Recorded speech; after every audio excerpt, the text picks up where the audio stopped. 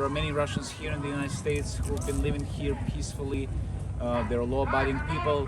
They are civilized people. They don't want to be taken as vandals and barbarians.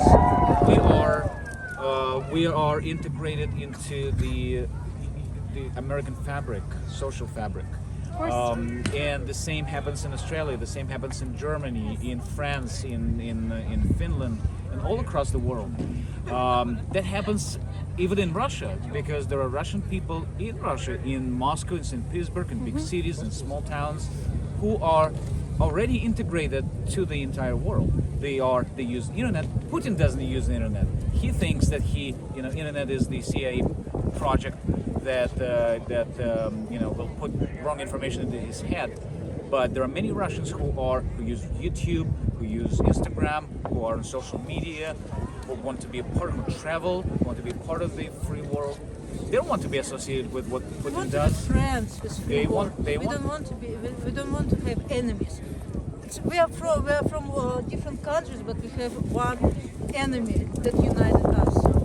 And that's how we met Roxolana in the first place. Yes. We realized that we have common enemies. Our countries have a common enemy. It's only one guy. For Ukrainians, it's an enemy outside, but for us, it's our own president. I mean, he's not president. He's the equivalent of your president. That's a sort of, terrible not name equivalent. for him. Presidents There's just no. are free countries. Yeah. He's a dictator. He's a tyrant. He's a war monster. criminal. He's a war criminal. war What you have criminal. on the poster, that's the right name. And he needs to be tried for his crimes. Because he's also attacking his own people. And Dmitry and Nadya have been our greatest supporters and allies. Ever since I moved here in 2017, we used to lobby the Congress together, and we would call on the Congress to support Ukraine, to support increase sanctions, to support a free Russia.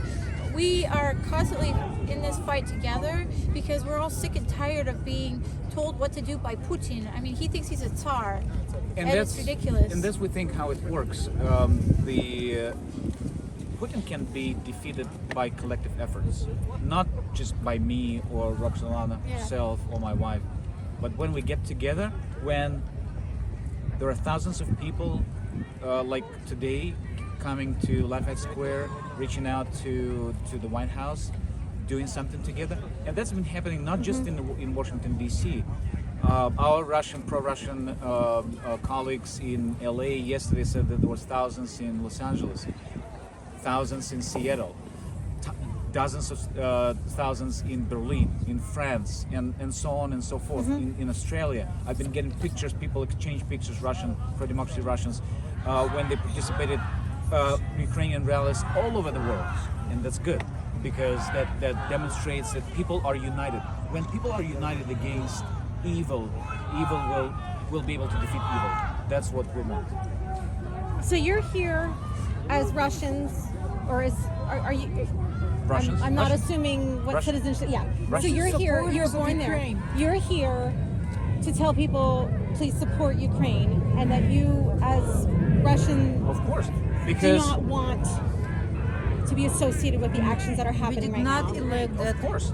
guy. Even it's difficult to call him a president. We did not elect. Yeah. We don't have fair election. He's not in Russian. He He is not appointed by So himself. that's the thing. it's Putin is not Russia. Putin's No. not Russian, no. Yeah. There are many Russians who are against Putin. There are many Russians Right. outside who are against Putin. There are many Russians inside who are Yeah. against Putin. And again, we think that there are many of us, like we are pro-democracy Russians.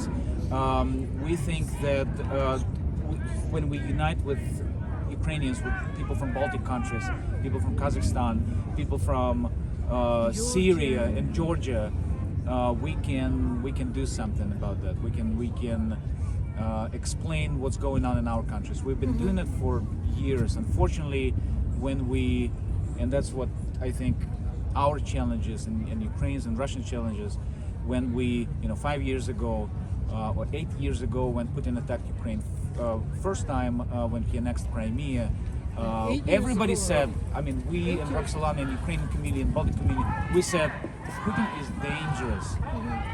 Putin, will not stop. He will not stop. like late Senator John McCain said, Putin is more dangerous than ISIS because of course, because he has nukes. And he demonstrated today how that he is willing to use it. That's why he's more dangerous.